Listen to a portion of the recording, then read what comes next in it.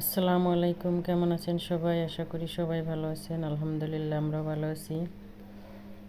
আজকে মাহিনের বাবা বাজার থেকে একটা বোয়াল মাছ নিয়ে এসেছে। অনেক বড় মাছটা ছিল, দেখেন কত বড়।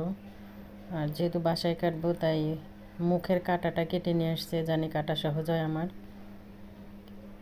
এই যে দেখেন অনেক বড় মাছ। এখন আমি মাছটা কেটে নেব।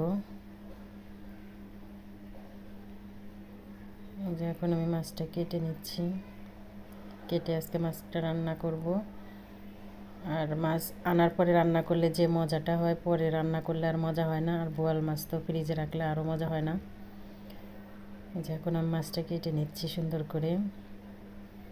যে কেটে ধোয়া হয়ে গেছে, এখন আমি রান্না করব।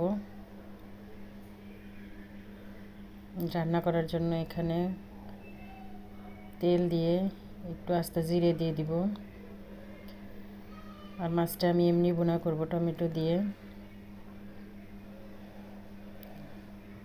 এখানে পেঁয়াজ, কাঁচামরিচ আর আদা রসুন পেঁয়াজ একসাথে বেটে দিয়েছি।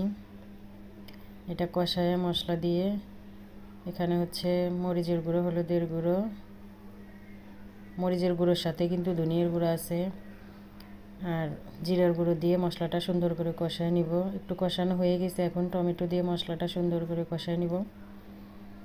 মশলাটা কষানো হয়ে গেলে তারপর আমি মাছটা দিয়ে দিব। এই যে হয়ে গেছে মাছটা, মশলাটা কষানো, এখন মাছগুলো দিয়ে দিব।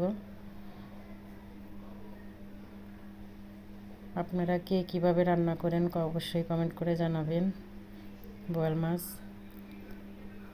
মাছ সাধারণত আমাদের বাড়িতে দেখি এরকম কষাই রান্না করে। আমিও আজকে এভাবেই রান্না করলাম। কষানো হয়ে গেছে, এখন আমি পানি দিয়ে দিব। জলের জন্য এই যে পানি দিয়ে দিলাম। পানি দিয়ে চুলার জাল আস্তে দিয়ে আস্তে আস্তে রান্না করব, জানি সব মশলা ভিতরে যায়।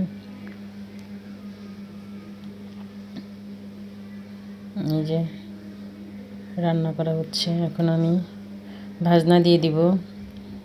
আর ভাজনাতে আছে হচ্ছে পেঁয়াজ, জিরা, তেজপাতা, এগুলো আমি ভেজে বেটে দিয়েছি।